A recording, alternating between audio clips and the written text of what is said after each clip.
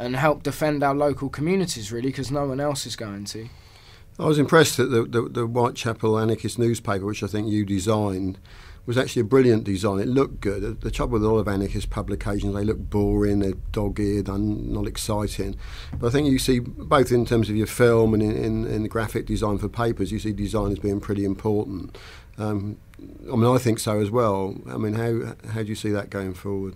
Yeah, I mean, really, we kind of have to speak to everyday people, and you just need to, like, look at the kind of political propaganda, even like the London Mayor thing. You look at, like, the Left List and the BNP, and it's like they're both trying to go for kind of populist things but getting it really wrong. And I think we need to break out of, just because something's printed on a photocopy, that's our anarchist propaganda. We should look at the tools that all the political parties use, all the media uses, and we should take those tools. For me, it was filmmaking. The cameras, the equipment, it's all there now. Even things like graphic design, things like Photoshop, you can rip them off the internet. We should start using these tools for our benefit. And it's like when the printing presses first, exploded. It was the amount of information that was getting out there. Now we do have technology and tools, and we should really use them and fight the advertisers and the politicians at their own game, really. And I think you've been involved with quite a few of the London graffiti artists as well, haven't you? Well, just through kind of hip-hop and stuff like that, there's a lot going on. One of the things that kind of really inspired me more than reading things like, say, Bakunin or Proudhon, or trying to read them and trying to understand them, is like hip-hop.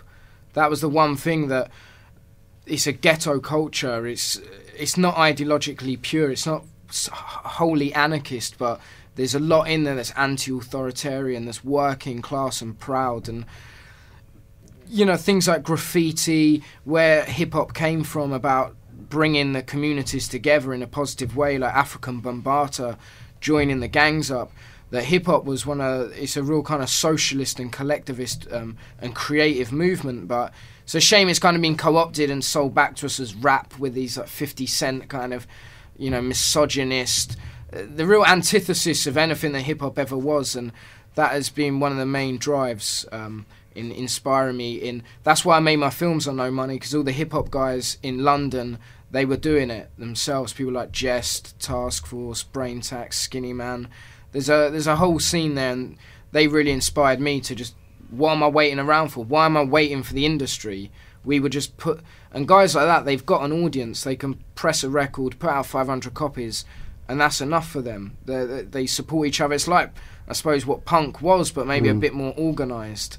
And they've got more design skills nowadays. Yeah. Well, basically, it is a bit like punk DIY culture, that people can put a film out, can put music out sort of instantly and cheaply, which you've never been able to do before. I mean, you're like Renaissance man, Greg, with an interest in 101 different films, to films, to music. I think too many anarchists are just one-dimensional. They just come across as boringly political in the most narrow sense, and not like well-rounded human beings. They're just like train spotters. I mean, you think, how have you managed to avoid... I am a train spotter, though. But I love hip-hop, I love films, I love books. I am a real geek, but anarchism always has meant to me, because I've read a lot, it's not been, I just like Marxism, I just believe in this ideology. I've never wanted to be ideologically pure. I've read religious books, occultist books, fiction, and I take from them what I want. And to me, that's anarchism. I pick and choose. I shouldn't feel constrained. So I've always felt, with even things like hip-hop, it's not purely anarchist. There's things that are homophobic, that are racist, but with hip-hop, it's like it all gets chucked in, and everyone just appreciates that it is open to talk about these things. And that's what I'm more into, not anything that's ideologically pure. And like, say, with the anarchist or activist, if you eat the wrong chocolate bar, you wear the wrong trainers, you'll get kicked out, because you're not then talking to 95% of the population. Yep, Green and Black's chocolate used to be all right, but it's got taken over by Nestle, so you can't eat it anymore.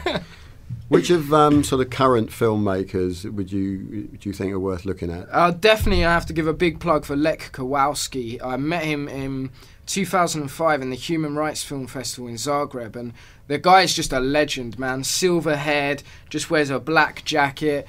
He started making films back in the 70s. He was funded by the mob and he used to make porn, but the mob used to turn around and say these porns are so arty that people can't even, I was about to say, that, can't even toss off to them.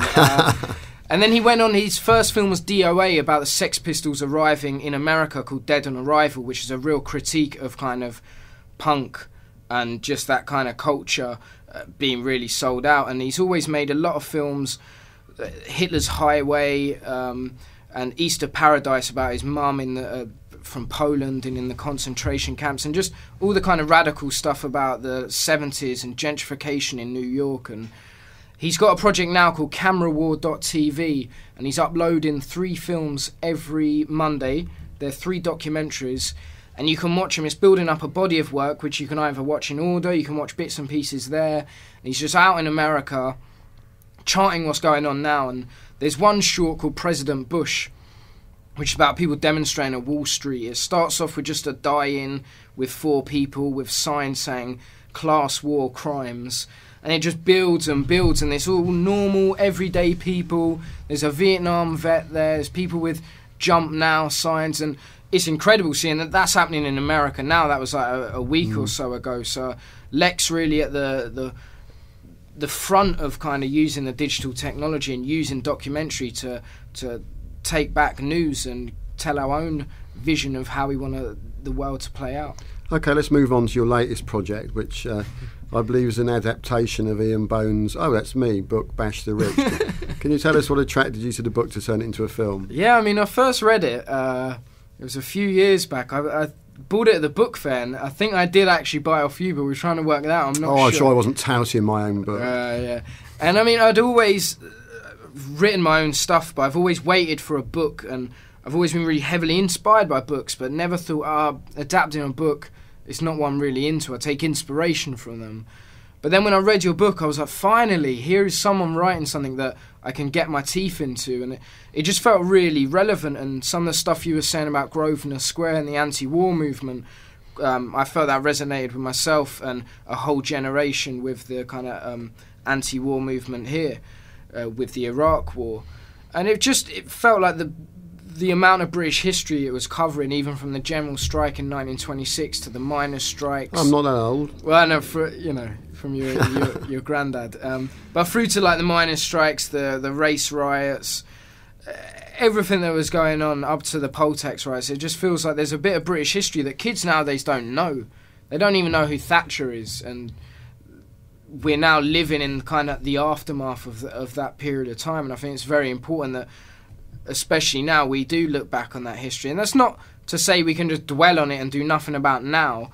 The reason I want to make Bash the Rich is it is a comedy, it is entertainment, and hopefully it will give people a few ideas and see that there is hope for the future, that people have always been doing stuff in the past, and that Britain is actually such a radical country with such a radical history that it fits in, I think, within that kind of radical history. And what's the current state of play with the film? Where are we at? We're halfway through the first draft. I spent a year meeting with everyone and researching it, kind of getting all the skeletons out of the closet. And it's been a fascinating year. I've met so many people, and it's been very inspiring. And it's just taken a year to kind of break it all down. But as you've read the first half of the draft, we're getting there. I can say in complete objectivity, it's a magnificent screenplay of a magnificent book. But more to the point, who's playing me in the film? I can't really say that on radio. We're hoping to get an actor on board who I have in mind. So we're Dennis Hopper, Christopher Walken, Robert De Niro. Are these the names that you're toying with? They're the 3. They're up in the air at the moment. I'm juggling between the 3. And if people want to get hold of the copy of The Plague, how the Plague's on Amazon, but the distribution company's gone bust, actually. But there are still a few copies. I might be knocking out a pirate myself. But I should say I am making a new film in the new year, just because I've been waiting around for funding.